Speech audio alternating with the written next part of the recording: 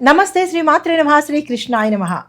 భక్తి భాస్కర ఛానల్ భక్తి ప్రేక్షకులకు స్వాగతం సుస్వాగతం. 2026 జనవరి నాటి మాస ఫలితాలలో భాగంగా ఈ మాసంలో గ్రహస్థితులు ఎలా ఉన్నాయి, ఆ గ్రహాలు ఇచ్చే ప్రభావాలు ఏమిటి, ఈ ద్వాదశ రాశుల వారి మీద ఆ ప్రభావాలు ఏ ఏ అంశాల మీద పడతాయి, ఎలాంటి సూచనలు పాటించాలి, ఎలాంటి మంత్రాలు చదవాలి, ఎలాంటి పరిహారాలు చేసుకోవాలి అనే అంశాన్ని సవివరంగా తెలియజేసుకుంటాను. అయితే ఈ జనవరి 26 నెలలో మనకి సూర్యుడు అంటే మనకి సంక్రాంతి, భోగి, సంక్రాంతి, కనుమ పండుగలు వస్తాయి. ఈ సమయంలో సూర్యుడు మకర రాశిలోకి ప్రవేశిస్తాడు.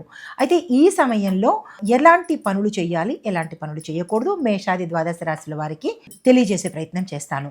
2026 జనవరి నాటి మాస ఫలితాలలో భాగంగా సూర్యుడు ధనస్సు నుంచి మకరంలోకి మకర సంక్రమణంగా జనవరి 14వ తారీఖున సంచారం చేస్తున్నాడు.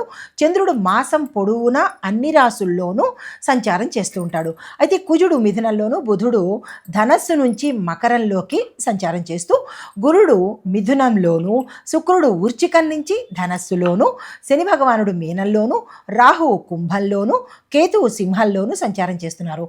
ఈ సంచార ఫలితాలు దేని మీద ఎక్కువ ప్రభావం ఉందంటే కనుక ధర్మము, కర్మ, బాధ్యత, భవిష్యత్ ప్రణాళికల మీద ఎక్కువగా ప్రభావాన్ని చూపిస్తోంది ఈ మాసమంతా అన్ని రాశుల వాళ్ళకి. తదుపరి రాశి సింహరాశి. ఈ రాశి వారి యొక్క ఫలితాలు కేతు ప్రభావం ఉండడం వల్ల మీలో ఆధ్యాత్మికత, ధార్మికత, దానాలు చేయాలని, దైవం పట్ల ఎక్కువగా మీకు ఆకర్షణ పెరిగేందుకు అవకాశాలు కనబడుతోంది. క్షేత్ర దర్శనం చేస్తారు. దీంతో పాటు అంతర్ముఖంగా అంటే మీ ఇన్నర్ వాయిస్ మీకు ఎక్కువగా పనిచేసే అవకాశం కనబడుతోంది. ఏ పని చేసినా ఒక్కసారి మీ ఇన్నర్ వాయిస్ని వింటారనమాట.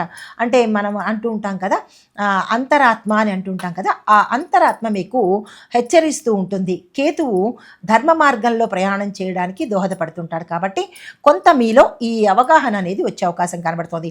ఉద్యోగంలో చూసినట్టయితే కనుక శ్రమకు తగిన ఫలితము మీకు కొంత ఆలస్యంగా వస్తుంది, కానీ కొంత ఆలస్యమయ్యే అవకాశం ఉంది. ఓర్పు, సహనము పాటించుకోండి. అయితే వ్యాపారం చూసినట్టయితే కనుక భాగస్వామ్య వ్యాపారంలో మాత్రము మీరు చాలా అప్రమత్తంగా ఉండాలి. డాక్యుమెంటేషన్స్ రాయడంలో కానీ, మనీ ట్రాన్సాక్షన్స్ కానీ, ఏదైనా టర్మ్స్ అండ్ కండిషన్స్ ఒప్పందాలలో కానీ, మాట్లాడుకునే విధానంలో కానీ ప్రతి విషయంలోనూ మీరు చాలా జాగ్రత్తలు తీసుకోవాల్సిన పరిస్థితి. ఎంత తెలిసిన వాళ్ళైనా సరే ఏదో ఒక విషయంలో మీరు మోసపోయే అవకాశం ఉంటుంది. అప్రమత్తంగా అగ్రిమెంట్లు రాసుకోండి. అయితే ఆధ్యాత్మిక పరంగా చూసినట్టయితే కనుక ఈ మాసం అంతా మీకు చాలా చక్కగా ఉండబోతోంది. మీకు చెప్పదగిన పరిహారము, ఈ మాసంలో వచ్చే 4 గురువారాలు 5 గురువారాలు ఎన్ని గురువారాలు వస్తే అన్ని గురువారాలు మీరు గురు సంబంధిత ఆలయ దర్శనం చేసుకోండి. దక్షిణామూర్తి కానీ, లేదంటే దత్తాత్రేయ స్వామివారి కానీ, లేదంటే నవగ్రహ ఆలయంలో గురుగ్రహానికి సంబంధించి కానీ ప్రదక్షిణలు చేయడము, మీ పేరిట పూజ చేయించుకోవడము, పసుపు వస్త్రాలను కానీ, పసుపు వస్తువులను కానీ ఏదో ఒక గురువారం పెట్టుకుని అప్పుడు కనుక దానం ఇచ్చినట్టయితే మీకు గురుబలము అధికంగా ఉండే అవకాశం ఎక్కువ కనబడుతోంది. తర్వాత మీకు కలిసి వచ్చే అదృష్ట తేదీలు 4, 11, 17, 25. కలిసి వచ్చే రంగులు బంగారు రంగు, కాషాయ రంగు. కలిసి వచ్చే వారము గురువారము.